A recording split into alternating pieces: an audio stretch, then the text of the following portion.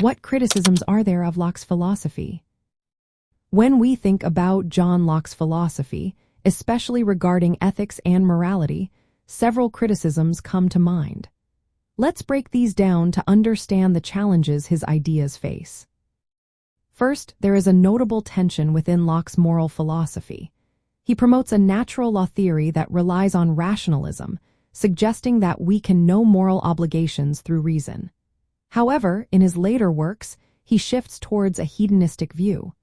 This means he starts to see happiness and misery in terms of pleasure and pain. Critics argue that these two ideas clash. Rational natural law and empirical hedonism are based on different principles, leading some to view his moral theory as inconsistent. Next, Locke's ethics depend heavily on the existence of a divine lawgiver. He believes that moral laws gain their authority from a higher power that can reward or punish actions. Without this divine authority, critics question how moral transgressions would have consequences. This reliance on divine command theory limits the foundation of morality to religious beliefs, which may not resonate with those who prefer secular ethics.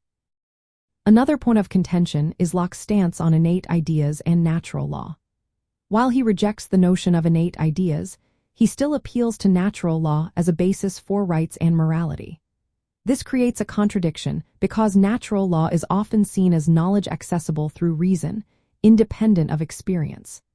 Locke admits that no one has fully derived natural law from reason alone, raising doubts about his commitment to this theory.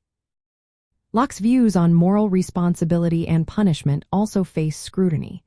He seems skeptical about the role of retribution outside of divine judgment. This raises ethical concerns about justifying punishment in human society. Critics argue that this perspective weakens the moral basis for holding individuals accountable through legal systems. Lastly, some critics interpret Locke's hedonistic ethics as a rather bleak form of hedonism. They suggest that his view presents life as a joyless quest for joy.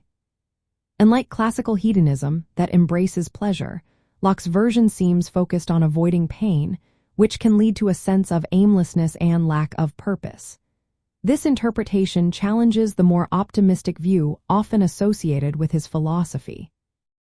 In summary, criticisms of Locke's philosophy highlight inconsistencies between his rationalist and empiricist elements, his dependence on divine authority for moral obligation, contradictions regarding innate ideas and natural law, skepticism about secular moral responsibility, and a pessimistic view of his hedonistic ethics. Each of these points invites a closer look at how Locke's ideas fit into modern ethical discussions.